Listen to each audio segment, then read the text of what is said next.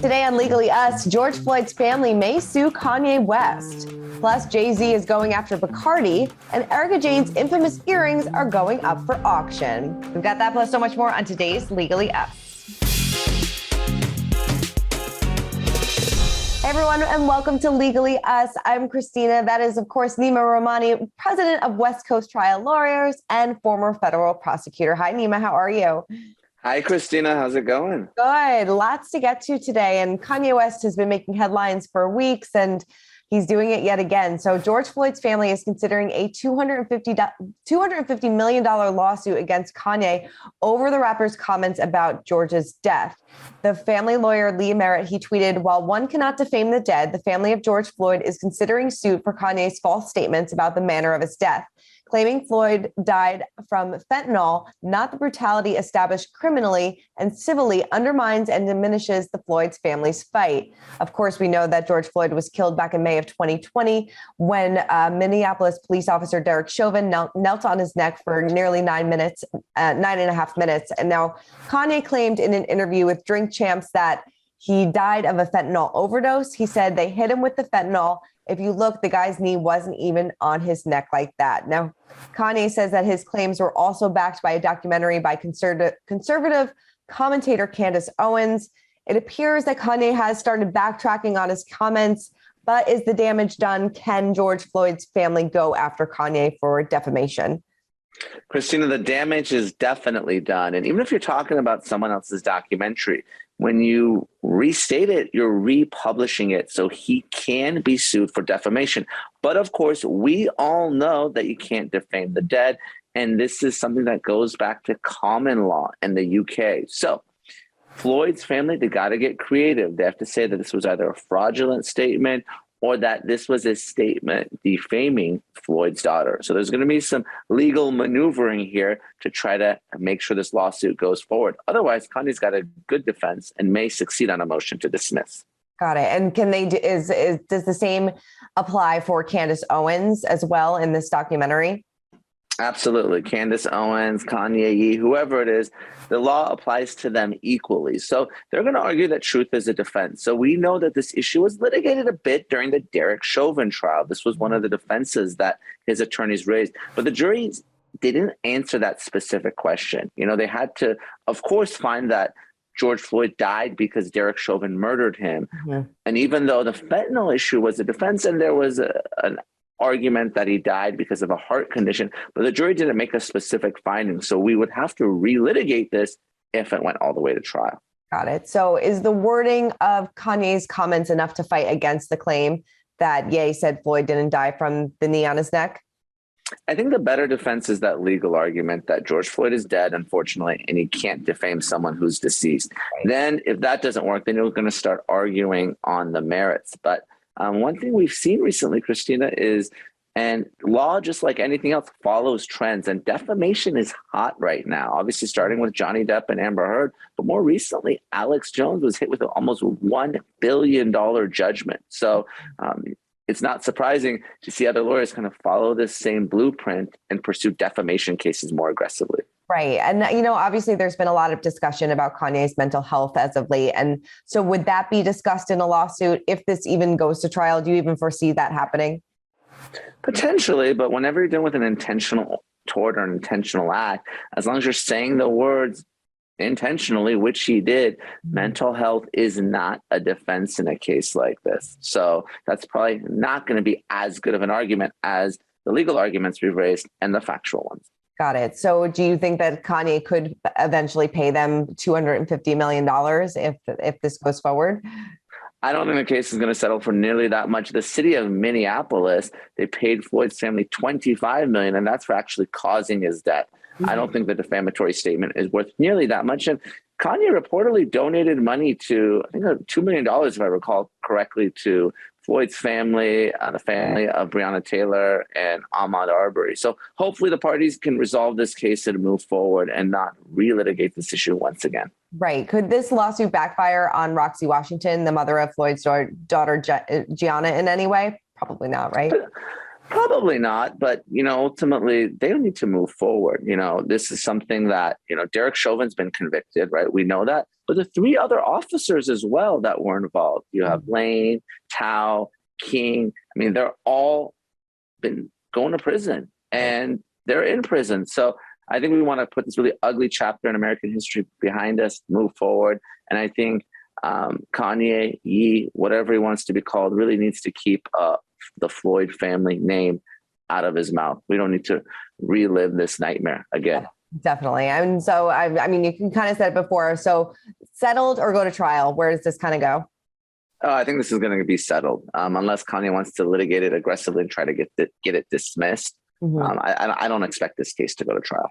All right. Well, JayZ's company, SC Liquor, is demanding total financial clarity from Bacardi when it comes to the use. So this is the top shelf cognac brand, which he and Bacardi are 50-50 partners. So Jay and Bacardi have co-owned this since 2011. And in the documents, JayZ's company says it needs all books and records, the location of the warehouses storing de-use barrels, bottles, and accessories, as well as all the info regarding Bacardi's physical inventory and its inventory process.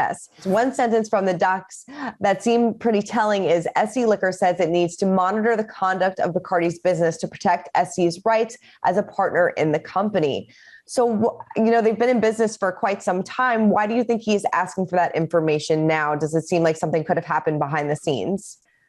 No question. JayZ and his company, they think something improper has happened. And we've talked about the different rights that you have as a business partner, right? With Brad and Angelina, who are potentially selling her share. That's one right.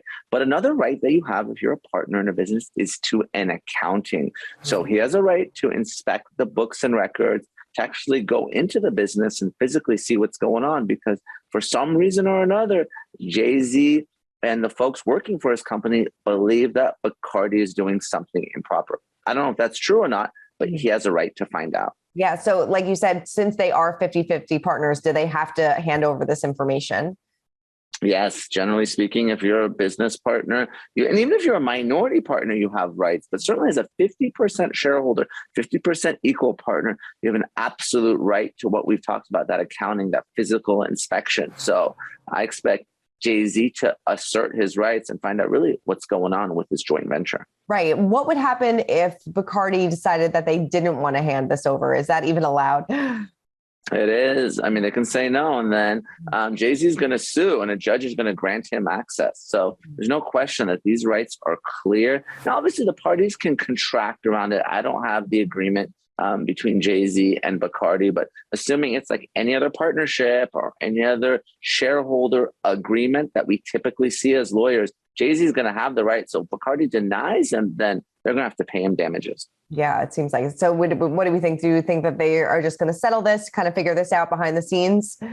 I think so. Sometimes this legal maneuvering happens between business partners, and they realize that the company is worth more than litigating it and splitting it up, because we know what happens when partners want to walk away. They got to sell the company, or they have to sell their shares. So I expect JayZ and Bacardi to come to some settlement agreement. I mean, fun fact, Christina, JayZ and my kids, they go to the same school. Oh my God, that's so amazing. Are they like best friends with Blue?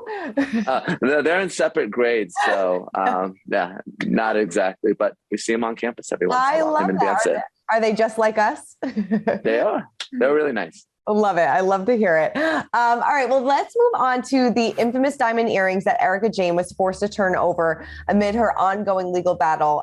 They are headed to auction in California on December 7th. So a starting bid has not been established yet, but her estranged husband, Thomas Girardi, did purchase the earrings back in 2007 at a retail value of $750,000. Well, she claimed on a recent episode of The Real Housewives of Beverly Hills that they have increased in value to $1.4 million. So obviously, we kind of know as to why she had to give up these earrings, because basically all of their assets were taken over during this whole Lion Air trial, correct?